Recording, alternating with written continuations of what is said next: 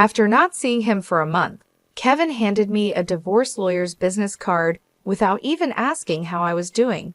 Divorcing a wife who doesn't work. Pay me $2,000 a month as alimony. Sounds good. Take care, Kevin said with a chuckle, standing next to Julie, who was wrapping her arm around him, both wearing smug expressions. Fine, let's divorce then, I said so casually that Kevin seemed a bit surprised, but he quickly shared his smile with Julie. Good thing Olivia isn't much of a thinker. It makes my plan easier to execute. After the divorce papers were approved, I decided to start my revenge plan on both of them. I will make them regret this as a celebration of my recovery. My name is Olivia Wilde. I'm a 50-year-old illustrator, and I also work as a children's book author. I love drawing. I have 2 childhood friends, Kevin and Julie. They're important to me, and Kevin is also my husband. It all started when Kevin asked me out as I was heading to a different college after high school. I was surprised. I thought he was into Julie, but I couldn't say no to a confession from Kevin, whom I had secretly liked. After some thought and talking it over with Julie, I accepted Kevin's proposal. Julie's behavior had been problematic since our teenage years, but she was still a dear friend to both Kevin and me. However, Julie had a tendency to steal other people's boyfriends and then dump them once they became obsessed with her, causing problems repeatedly. Her parents were concerned, so Kevin and I often spent time with her to keep an eye on her. Kevin and I got married when we were 23. 5 years later, Julie introduced her fiancé, Paul, a professional working for a top-tier company. Nice to meet you, Olivia and Kevin. I've heard so much about you. Looking forward to our future together, Paul said politely when we met. We all got along well right away. During holidays and vacations, we would take trips or long train rides to enjoy some drinks together.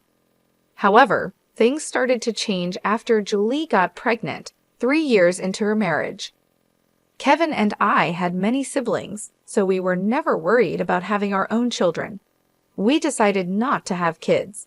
We both love kids but weren't interested in the responsibilities of raising them. Besides, we enjoyed our freedom to travel and have drinks. We often found it heartwarming to see families with children, but that was it. When Julie announced her pregnancy, Kevin's behavior began to change. He quit smoking because Julie couldn't stand the smell and even used his vacation days to drive her to doctor's appointments. I warned him, Paul might get upset if you're always with Julie.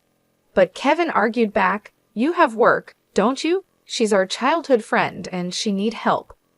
You're heartless, I said. I've been buying things and helping where I can, but going with her to the doctor is too much. Kevin frowned and then glared at me. Why? Because Julie wants it. She's anxious about the checkup. I can't just let her go alone if she's anxious. All the more reason for Paul to go with her, right? If you go with her every time, it's almost like you're the father of the baby, I replied. Jealous? You're not going to get pregnant anyway, so what's the problem? He snapped back. He didn't take my concerns seriously and started to get annoyed. We hardly ever fought during our marriage, but things changed when Julie got pregnant. Our arguments increased and didn't stop even after Julie gave birth. In fact, Kevin started spending even more time with Julie and their child, Lauren. But when Lauren was 5, an incident occurred related to Lauren's graduation ceremonies. The day before the graduation, Kevin suddenly started rummaging through the closet. Kevin, what are you doing? I have a meeting tomorrow, he replied. Kevin's workplace had a casual dress code, but there was a rule to wear a suit during client meetings, so he always kept a few suits ready. Now they were all thrown on the bed. No, just trying to decide what to wear for the graduation ceremony, he said, changing his answer. Are you really thinking of going to the graduation? Paul can't make it and Julie asked me, Kevin said. I was shocked and raised my voice without thinking. That's absurd, no matter how you look at it. Kevin's face turned sour immediately. I knew he sometimes picked Lauren up from kindergarten, and I had too when asked. But it seemed ridiculous for a childhood friend, who wasn't even her biological parent, to attend a graduation ceremony. Do you still doubt me and Julie? I'm disappointed that you can't even help out, Kevin said. That's not the point. Anyway, I'm attending the graduation tomorrow. So iron a shirt properly, Kevin said, ending the conversation abruptly and walking to the bedroom. I had no choice but to call Julie. Hello, Julie, about tomorrow. Sorry about tomorrow. I'm borrowing Kevin, but won't Paul be upset about the graduation attendance? Olivia, what are you talking about? Obviously, I haven't told Paul that the graduation is tomorrow. I'll tell him after the ceremony, Julie replied. I was shocked to learn that Paul didn't know about the graduation schedule. Upon further questioning, it seems that Julie hadn't informed Paul about any of the kindergarten events so far, and Kevin had been acting as the father at the kindergarten, which made me feel dizzy with its selfishness. Wait a minute, Julie. Isn't that extremely unreasonable? It's disrespectful to Paul, I said.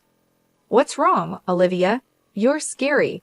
Well, see you tomorrow, Julie said, hanging up the phone unilaterally.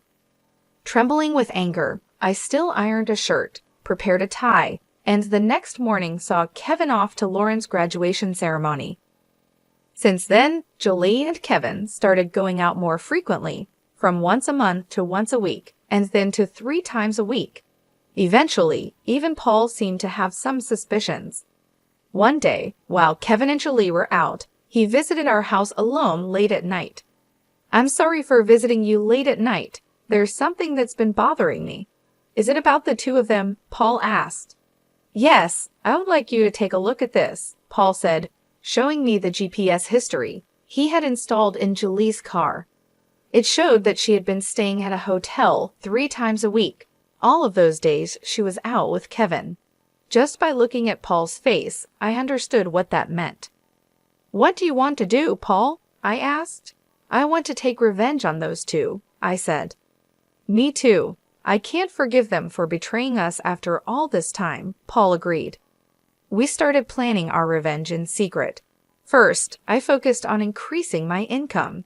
Since I had been saving money by doing housework and taking care of Lauren, my income had decreased significantly. Paul switched to working from home. When Julie and Kevin would go out, he would bring Lauren to my house, and we would take care of her together. Neither Julie nor Kevin knew that we were aware of their affair, and we managed to gather solid evidence against them. Once we had collected enough evidence and were ready to take our revenge, we discovered a shocking truth about Lauren. Paul and I struggled with the decision, but we agreed that we didn't want to hurt young Lauren. So we decided to wait until she was an adult to take our revenge.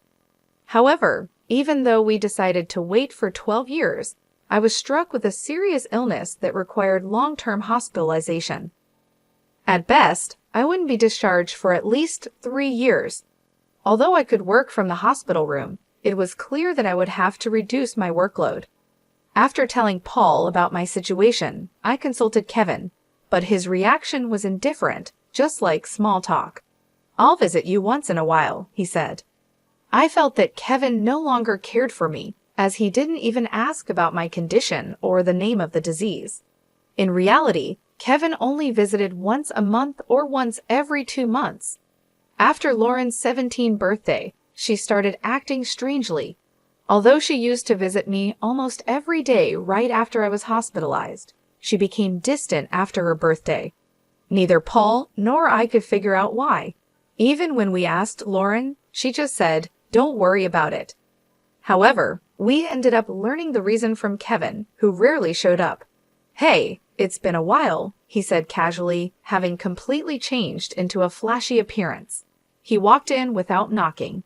After not seeing him for a month, Kevin just thrusts a divorce lawyer's business card at me without even asking how I was feeling. Divorcing a wife who doesn't work? Pay me $2,000 a month as alimony. That's the deal, so take care, Kevin said, grinning from ear to ear. Beside him, Julie wrapped her arms around Kevin, both wearing similar expressions on their faces. Fine, let's divorce then, I said. I agreed to the divorce casually, which surprised Kevin for a moment, but he quickly exchanged smiles with Julie. It was good that Kevin wasn't the type to think too deeply. That's why my plan worked so well. After I got the notification that the divorce was finalized from Kevin, I decided to start my revenge plan against the two of them. I was going to make them regret their actions as a way to celebrate my recovery. I immediately started to take action. First, I contacted Paul to arrange a transfer to a different hospital. Then, I informed my lawyer that they would be handling communications between us from now on. Paul also began to act. He moved near my new hospital with Lauren and started visiting me often. Lauren still looked sad, but I was happy she came to see me every day. Most of my belongings were already in the hospital room, so I told Kevin to get rid of the rest. I didn't want to keep anything that they might have touched in my new life. Once the hospital transfer and Paul and Lauren's move were settled, I received a call from Kevin. I had only been away from my phone for a few minutes, but there were already 50 missed calls. I answered the phone, feeling annoyed. What? Hey, what the hell is going on? I could hear the voice of a troubled real estate agent behind Kevin's panicked voice and Julie yelling, which made me feel sick. What do you mean? What's going on? It's obviously about the house. Why do we have to move out? Kevin shouted at me as if it wasn't his fault at all. Coolly, I replied, obviously, because that's my house. Kevin seemed to have completely forgotten, but the truth was the house we lived in was a room I rented as a workspace when I started making a living as a freelancer. At that time, I didn't have enough income to maintain 3 houses, and Kevin didn't have enough income to live alone, so he ended up moving into my place. Therefore, Kevin had never paid the rent or utility bills for that room. Although I received some money from him for living expenses, it wasn't enough to maintain the place. Unfortunately, that room was already canceled. It was far from the hospital I transferred to, so I had processed the cancellation the day after submitting the divorce papers. I didn't tell him because the real estate agent, who knew about our situation, said they would contact him. Suddenly, Paul and Lauren disappeared, and our house was sold. What are we going to do about our new house? Kevin asked. I don't know. Maybe stay in a business hotel for now, I said as I turned on the speaker and started working. Kevin yelled in frustration, "Don't mess with me." However, he seemed to remember something and started speaking in a more soothing tone. Well, whatever. When will you transfer the money? We're running low on cash. What are you talking about? Don't mess around. I told you to pay $22,000, didn't I? He asked. Oh, I don't recall agreeing to that. I responded calmly, which was met with incoherent screaming from Kevin on the other end of the phone. Apparently, he thought he could get money from me and had been spending carelessly. Even if you had $22,000 left, how did you plan to get by for the rest of the month? I questioned. Hey, don't just stay silent, say something, he demanded. There's really nothing to talk about, I retorted, leaving Kevin momentarily dumbfounded. But he soon started yelling again. Growing increasingly annoyed, I addressed Kevin in as cheerful a tone as I could muster. Anyway, we're basically strangers now, so please don't contact me anymore. You'll hear from my lawyer. Huh? Lawyer? Hey, wait a minute. Kevin tried to respond, but I hung up without listening. He tried calling back several times, but I ignored it, and eventually the calls stopped. However, angry that I didn't answer, Kevin started ignoring calls from my lawyer. He certainly had a childish side, but I never imagined he'd be the kind of person who didn't mind causing trouble for others. I sighed deeply at Kevin's selfishness. A few months later, after a temporary discharge from the hospital, I visited Kevin's parents' house. In front of me were Kevin and Julie, both looking small and trembling. You telling my parents is a low blow, Kevin said. Oh, I just reported that we got divorced, I replied calmly. Kevin glared at me in response, but he shrank back under his father's stern gaze. Actually, I had a great relationship with my in-laws, even visiting and dining with them when Kevin wasn't around. Despite being so well-loved, I felt it was important to share the details of our divorce. I went to visit Kevin's parents. Is it true that you're remarrying Julie? I asked. Yes, it's true. Julie, Lauren, and I are going to start over as a family, Kevin replied. What are you talking about? Your only family is Olivia, his father said, clearly upset. She's not my family anymore, Kevin replied, which made his father frown in disbelief. Kevin shook his head a few times, then handed me a piece of paper. It was a bill from a nearby luxury hotel.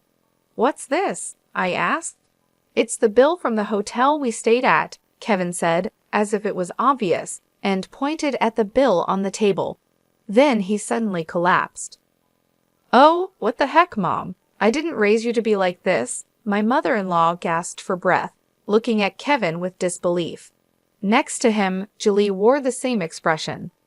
Why are you so angry? It's just that the family is changing because I'm getting married. Plus, you'll have a grandchild, a blood-related one at that. Aren't you happy? Kevin said.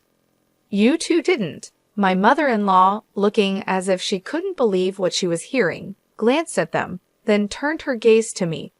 Both my in-laws knew I didn't want children and still treated me as their own daughter. Of course, they treated Julie, my childhood friend, similarly, but there was always a boundary between a daughter-in-law and a friend. I remembered Julie often complaining about that, so I was certain my mother-in-law wouldn't be happy about this situation, and Julie should have known it too. You do want Lauren, right? It'll be your grandchild, so you'll be happy, right? It's because she's a child I've known since she was little. Oh, but half of her blood is from Kevin, right? Julie said, showing no remorse and acting as if she couldn't understand the problem, which was unsettling. At that moment, someone who had been silent until now spoke up. Enough already, it's disgusting. Lauren, who had been playing with her smartphone in the corner of the room, spoke to Julie without looking up. The room fell into a stunned silence. My dad is the only one I consider my father, whether we're related by blood or not. He's the only one. But you know, Kevin has always been the one to attend your school events, Lauren continued. I heard everything from Dad, how he was always informed of the event dates after they were over, how eventually even the events themselves were kept from him. But Dad always said I was his daughter, so I am his daughter, and I will never be yours. Lauren glared at Julie as she said this, then sitting beside me, she switched to a more concerned tone. You know, when I found out about this, I thought you would hate me, but Dad said that wasn't the case, so I came here today. Lauren, I love you so much. You were so kind to visit me every day while I was in the hospital. I was really happy, Olivia said. Lauren, perhaps relieved of her anxiety, teared up and hugged me tightly. It might indeed be a child resulting from an affair between Kevin and Julie, yet it's a child I've taken care of for 16 years.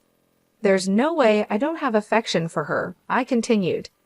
Speaking of which, Julie, weren't you curious why I wasn't surprised when I found out Lauren is Kevin's daughter? I asked. Julie looked startled, but before she could speak, a new person entered the room. We knew from the start, 12 years ago, actually, Paul suddenly appeared, which was understandable as he had recently asked for a divorce due to irreconcilable differences. I was shocked when you mentioned divorce. Oh, and unfortunately, you're not divorced yet. The divorce papers are still here, didn't you notice? I figured it wasn't in Julie and Kevin's nature to confirm things. But I couldn't help but be stunned that Julie, despite the 200-day waiting period for women to remarry, had not noticed for months. So Julie is still my wife, and Lauren is still my daughter. Well, since there won't be a wife though, Julie interrupted. Wait, what do you mean? A 16-year-old can choose their parent. That's not true. Lauren wants to be with Mom, right? Julie said that and looked at Lauren. Lauren frowned at Julie and held my hand. Julie was speechless at that and glared at me. Then Kevin suddenly burst into laughter. So that's what it is. You two are together. Huh? But too bad. Isn't it impossible to live on Paul's salary alone? Can you stop making weird assumptions? Also, it seems Paul earns double the amount you think, I replied. Julie probably knew about it, but it might just be a bluff. Besides, it's impossible for you to work while dealing with your illness. you'll just die miserably somewhere, Kevin said. This time, I laughed at Kevin's huge misunderstanding. Seeing me laugh, Kevin started getting frustrated. You didn't know about my income, did you? It's probably just a bit more than a part-time job. No. It's different. My annual income is $800,000, I said. Kevin's eyes and mouth were wide open in shock. Julie was also stunned. In fact, over the past 12 years, I have become a popular children's book author, and my income has really gone up because of essays, interviews, and more. There's even a movie based on my books coming soon, so I'm earning even more. Oh, do you want to see this? I said, and showed Julie my bank account on my phone. It clearly showed a lot of money being deposited every month. Julie was speechless when she saw it. Olivia, let's make up, huh? Kevin said, sounding hopeful. What are you saying? Julie was angry at Kevin's words. I just watched them quietly, then finally spoke. Well, if you want to get married, feel free. Oh, and I'll definitely take the compensation for damages. Olivia, wait. Kevin called out, but I ignored him. I took Lauren's hand, said goodbye to my in-laws, and left their house. Kevin used to work at my father-in-law's company, but it was discovered he lied about going out for sales, and he was fired. My father-in-law planned to make him work on a friend's fishing boat, which was tough for Kevin, who preferred indoor work. He tried to contact me several times, but I always let my father-in-law know, and eventually, Kevin stopped calling. Julie lost custody of Lauren to Paul and got divorced. She seemed uninterested in Kevin, who couldn't afford luxuries anymore, and didn't chase after him. She was cut off by her family and lived alone in a rundown apartment. She hadn't worked since getting married and had always relied on others, so she found it hard to do things on her own. There were hardly any places that would hire her full-time, but she needed to pay for her living expenses and child support. So she worked multiple part-time jobs and barely made ends meet. After starting high school, Lauren worked hard every day to study abroad and go to a prestigious university overseas. Being originally diligent, her dream is to translate my picture books and deliver them to children all over the world, which makes me happy. As for me, my picture books are selling well, and I'm getting more offers for animated adaptations and merchandise. My health is also getting better, and although I'm still in the hospital, my doctor recently told me that I might be able to leave the hospital next year. One more thing, Paul and Lauren come to visit me every day. Paul recently confessed to me with remarriage in mind. I haven't given my answer yet, but I can't help but have feelings for him. He said he wants to live together when I leave the hospital. While thinking about what to answer, I work on my picture books every day, hoping for a happy future for us. I weave stories again today.